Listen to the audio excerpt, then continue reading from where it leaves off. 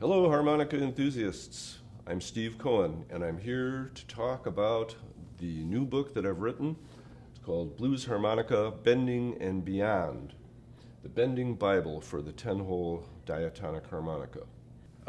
What I'm doing with this book is presenting and cataloging all the bends on the diatonic harmonica. There's 6 or 7 bends on the low end that are achieved by drawing, and there's 6 or 7 bends on the high end that are achieved by blowing. The book has musical notation, it has harmonica tablature, and there are also over 100 audio tracks which come free with the book. So whether you're a note reader or a tab reader, or you like to learn by ear, all those tools are there for you. The book is organized into 6 chapters, kind of loosely. The first chapter talks about basics of how to get a good single note out of the harmonica, how to bend notes, what kind of embouchure you need to develop. There's also basic information on the 12-bar structure and also information about the different blues crosses, the different crosses that we use on the harmonica. The second chapter basically documents all of the bends on the harmonica. So on the first hole draw, there is 1 bend.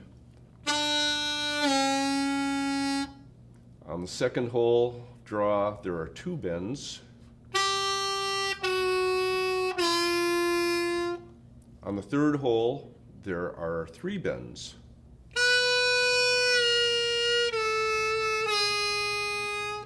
On the fourth hole, 1 bend.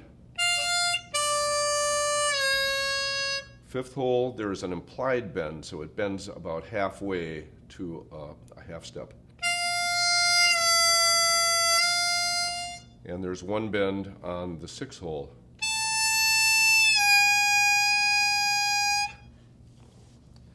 So as I said, there's an exercise or 2 for each of the bends and a little riff or 2 where I try to incorporate just that 1 bend so that you get a feel for how to use this tool. The third chapter then talks about ways to color some of these bent notes. So this outlines some other techniques that are really helpful that you may not have thought of. So this chapter also includes ideas on how to include 4 different kinds of vibratos into your bent note playing. The next chapter, the 4th chapter, talks about and catalogs the high note bends. It gets a little tricky getting the incremental bends, and what I call the incremental bends is when there's more than 1 bend on a hole. So it gets a little tricky playing the incremental bends accurately on a C harmonica. The harp is pitched just a little bit high, but with a good instrument, you should be able to do it. The next section after cataloging the high note bends is what we did with the low note bends, which is showing ways that you can use the 4 different vibratos as well as the warbles and double stops while you're playing bent notes. Again, some of these effects are a little less pronounced on the high note bends than they are on the low note bends, and a little harder to control, especially on a harmonica that's pitched in the key of C. Usually a lower pitched harp will respond better to the high note bends. So if you have a lower pitched harp, you may want to try some of the high note stuff on that. And then as kind of an added bonus, there's a chapter on overblowing in the middle register. So the low notes, when you bend them, go down a half step. when you draw. The high notes go down a half a step when you blow. The overblows in the middle register are achieved by blowing, and the note actually goes up a half step.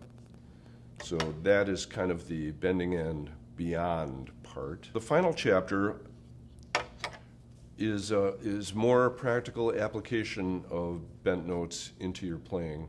I've written 3 blues songs, each with a different feel and each in a different key. So there's a 2 12 bars of each of these 3 songs, and I'm improvising, and it's kind of a kitchen sink approach. I'm trying to throw in everything that's come before in the book into these songs.